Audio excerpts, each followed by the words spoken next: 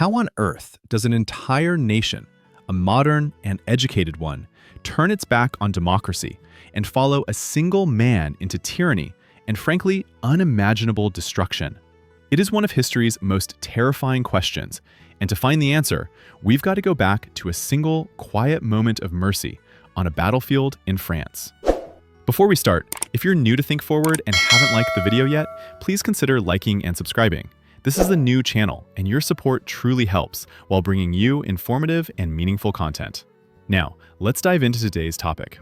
So picture this. It's September 1918. A British private, a guy named Henry Tandy, has a wounded German corporal dead in his sights. He could pull the trigger, but he doesn't. He lowers his rifle and lets the man go. Well, that German soldier was Adolf Hitler. It's a what-if moment that just sends a shiver down your spine. What if he had pulled the trigger? History as we know it would be completely unrecognizable. So that's the big question for us today. How did this man, a corporal who was temporarily blinded in a gas attack, a struggling artist, climb from complete obscurity to become the absolute ruler of a powerful modern nation? The journey is, well, it's a terrifying lesson in politics, propaganda, and human psychology. To even begin to wrap our heads around Hitler's rise, we first have to understand what was going on in Germany after World War I. This wasn't just a defeated nation. It was a nation in a state of shock, humiliation, and chaos. I mean, it was the perfect breeding ground for extremist ideas. Now, what this slide shows you is the sheer weight of the punishment Germany was under. The Treaty of Versailles wasn't just about peace. For many Germans, it felt like a national shaming. Germany lost territory, sure, but the reparations, man, that was the real gut punch. An impossible sum equal to 96,000 tons of gold. This created this deep, burning resentment that just festered for years. And right in the middle of all this national anger, you've got Hitler himself. As he's recovering from a gas attack that literally blinded him, he doesn't just get his sight back, he finds a single, laser-focused purpose. He vows to get revenge for what he saw as Germany's betrayal and defeat. His personal vendetta was about to become a national one. You know, his political career didn't exactly start with a bang. It began here in this tiny, frankly obscure little party full of other angry ex-soldiers. But Hitler quickly discovered he had a real talent for public speaking. And pretty soon he wasn't just a member, he was the party. So as the leader, Hitler designs the party's new symbol. And this is just a brilliant and terrifying example of his method. He takes something with a positive history and twists it into something monstrous. He co-opted the swastika, an ancient symbol of peace and good luck, all because he bought into this bizarre theory linking the German Aryan race to ancient Indians. A symbol of spirituality became a symbol of pure terror. But you know, Hitler's initial path to power was not a straight line at all. It was marked by a catastrophic failure, a botched attempt to seize power by force. But it was in that failure, and in the prison cell that followed, that he came up with the dark ideology and the new strategy that would eventually work. The crisis that gave Hitler his first real opening came in 1923. French and Belgian troops were occupying Germany's industrial heartland.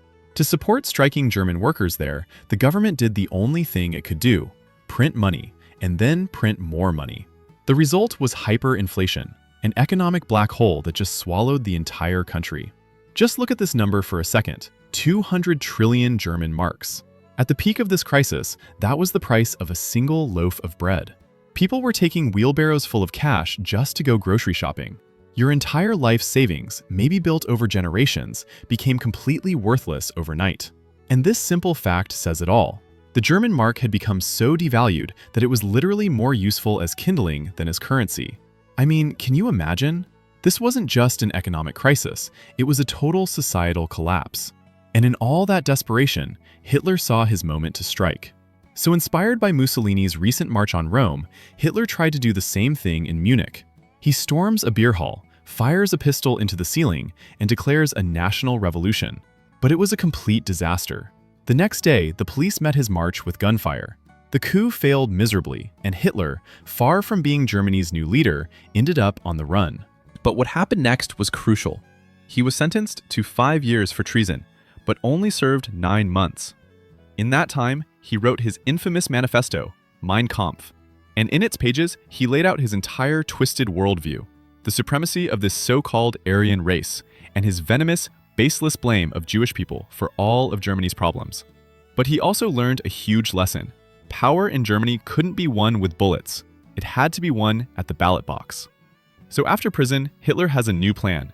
He's going to use the tools of democracy to destroy it from the inside. He finds a master of manipulation to help him, and then a massive crisis half a world away gives him the exact opening he needed. This was the chillingly effective philosophy of Joseph Goebbels. The guy was a master propagandist who understood that in a time of fear and confusion, a simple lie repeated over and over again is often way more powerful than a complex truth. He's the one who engineered the whole cult of personality around Hitler, painting him as Germany's savior. And look at the stark reality of this chart. Before the Wall Street crash of 1929, the Nazis were basically a joke, with less than 3% of the vote. But when the Great Depression slammed into Germany, wiping out American loans and sending unemployment through the roof, people got desperate. And in that desperation, they turned to the loudest, most confident voice in the room. By 1932, the Nazis were the largest party in Germany. Now, being the largest party didn't automatically give Hitler total power. He needed the old guard, the traditional conservative politicians, to hand it to him. And they did, making one of the most catastrophic miscalculations in all of modern history. The established elites, they thought they could control him.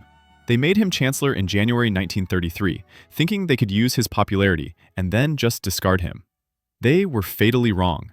Just 1 month later, the Reichstag building burns down. Hitler seizes his chance, immediately blames the communists, suspends all civil liberties, and by March, forces through the Enabling Act, a law that effectively made him a dictator. In less than 2 months, German democracy was... With the legal framework for democracy totally gone, Hitler then moved to eliminate any remaining threats to his power, not through politics, but through brute force and murder. This timeline here shows you the final brutal steps. In June 1934, during the Night of the Long Knives, he eliminated any remaining threat, having hundreds of potential rivals executed. Then, when the old President Hindenburg died that August, Hitler just merged the two top jobs into one, declaring himself Führer, the supreme leader. The last checks on his power were officially gone. And with absolute power, he immediately started to put the hateful ideology from Mein Kampf into action. This wasn't a slow process, it was immediate and systematic.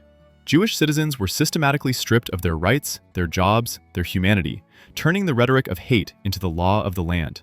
And this was only the beginning of a path that would lead to the Holocaust. And that brings us to a final, deeply unsettling irony.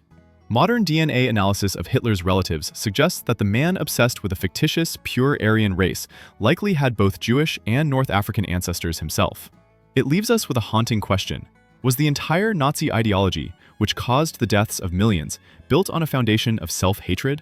Was it all just a tragic, absurd denial of its own leader's heritage? Thank you for listening till the end. If this video gave you something to think about, let me know your thoughts in the comments. Your support means a lot, and I truly appreciate it.